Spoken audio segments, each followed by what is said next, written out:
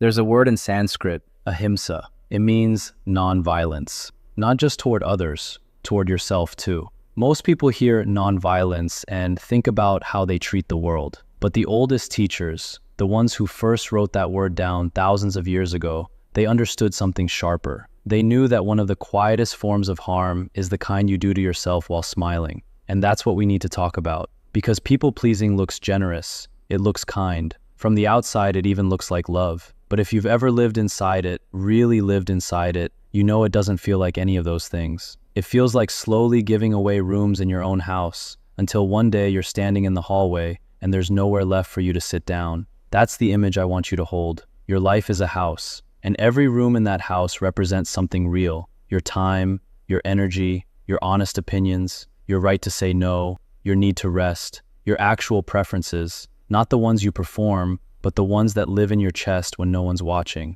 Now, when you're young, or when you've been hurt, or when somewhere along the way you picked up the belief that your worth depends on how useful you are to others, something happens. You start handing out keys, not because people ask for them necessarily, but because you think that's how you earn the right to exist in your own home. Someone needs a favor? Here, take the living room. A friend is upset? Take the bedroom. I'll sleep in the hall. Your boss wants extra hours? Sure, take the kitchen too. I wasn't really using it. And the strange part, the part that makes this so hard to see clearly, is that every single time you hand over a key, you feel a small rush of warmth. They smiled, they thanked you, they called you reliable, selfless, the best. That warmth is real. I'm not going to pretend it isn't. But here's what's also real. You're standing in a house that no longer belongs to you, wondering why you feel so hollow when everyone keeps telling you how full of goodness you are, right?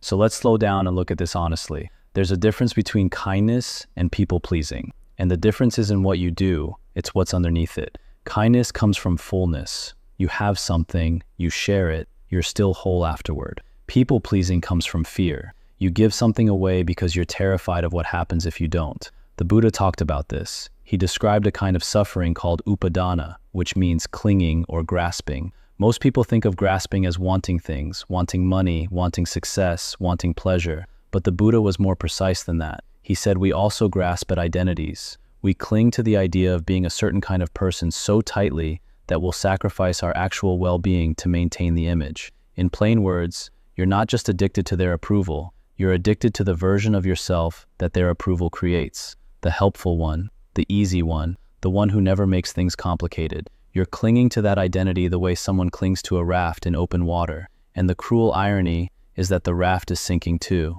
See, the hidden cost of people-pleasing isn't just exhaustion, though it is exhausting. It isn't just resentment, though that comes too, usually late at night, usually aimed at the people you've been bending yourself in half for, which then makes you feel guilty, which makes you bend even further the next day. The hidden cost is this. You lose the ability to know what you actually want. Stay with that for a second, because it sounds simple, but it's one of the most disorienting things a person can experience. When you've spent years, maybe decades, scanning other people's faces before you form an opinion, when your first instinct in any room is to figure out what everyone else needs and arrange yourself around it, something very quiet and very serious happens inside you. Your own voice gets softer and softer and softer, until one day someone asks you a simple question. What do you want for dinner? What kind of work makes you happy? What do you need right now? And you realize you genuinely don't know. Not because you're indecisive, because the part of you that knows has been unfed for so long it barely speaks above a whisper. That's not a small thing. That's a room in your house that's gone completely dark. The Taoists had a beautiful way of thinking about this. Lao Tzu wrote in the Tao Te Ching that water is the softest thing in the world, yet it can carve through stone. And people love that quote. They put it on posters. But here's the part most people miss. Water doesn't carve stone by adjusting itself to the stone's shape. It carves stone by being, relentlessly, faithfully, what it is. It follows its own nature. It moves where its own weight takes it. It doesn't ask the rock for permission. People-pleasing is water trying to become the shape of every container it meets. And yes, water does fill containers. That's one of its gifts. But a river that pours itself into every hole along the bank never reaches the sea. Which basically means, if you shape yourself to fit every person and every situation, you move in every direction and arrive nowhere. Now, I want to be careful here, because there's a version of this conversation that swings too far in the other direction. The internet is full of advice that says, stop caring what people think, Set boundaries like a boss. Put yourself first always. And some of that is fine, I suppose, but it's also a bit like telling someone who's been starving to eat an entire buffet. The advice isn't wrong, exactly. It's just not shaped to the actual wound. The wound isn't that you care about people.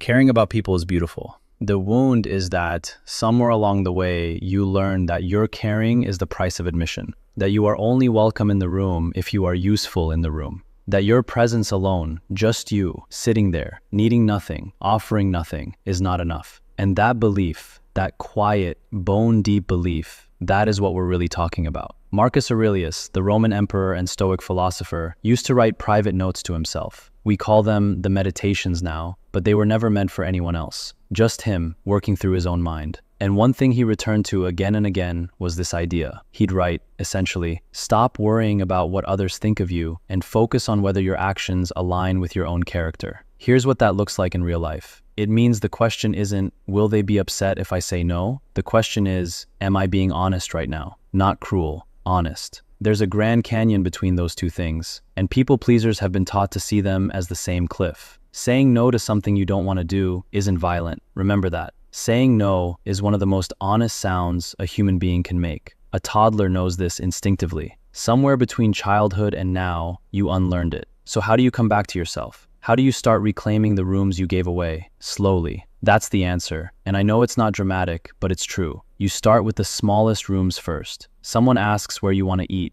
Instead of saying, I don't mind, you pick, you pause. You actually check in with yourself. You might feel a flicker of anxiety, a small voice that says, just let them choose. It's easier. It's safer. Notice that voice. That voice has been running things for a while. You don't need to fight it. Just notice it's there, and then gently, carefully, say what you actually want. Thai food. I'm in the mood for Thai food. That's it. That's the whole revolution some days. Thai food. But here's what's happening underneath that small moment. You're walking back into a room in your house. You're turning the light on. You're sitting down, and you're saying, quietly, this room is mine. The Bhagavad Gita, one of the most important texts in Hindu philosophy, has a line where Krishna says to Arjuna, essentially, it is better to live your own destiny imperfectly than to live in imitation of somebody else's life with perfection. In simpler words, a messy version of your real self is worth more than a polished version of who everyone else wants you to be. And that's what people-pleasing robs you of. Not your time, not your energy, though it takes those too. It robs you of the mess, the beautiful, necessary mess of being a real person with real preferences and real limits and real opinions that might sometimes make other people uncomfortable. That mess is your life. Without it, you're just a clean, empty house that everyone admires and no one actually lives in. Now, I should say this. When you start reclaiming your rooms, some people won't like it. Some people have gotten very comfortable with the keys you gave them. They're used to walking in whenever they want, putting their feet up, rearranging your furniture. When you change the locks, even gently, even lovingly, they may call you selfish. They may say you've changed. And they're right, you have changed. But the thing you changed into is yourself. Not everyone will leave. The people who love you, the real ones, they'll adjust. They might be confused at first. They might knock instead of walking in, but they'll stay. And the connection you have with them will become something it could never be before. Honest, which means it can actually hold weight. A relationship built on performance is a bridge built on sand. It looks fine until someone needs to cross it. Remember, the goal isn't to stop being generous. The goal is to stop being generous from an empty house.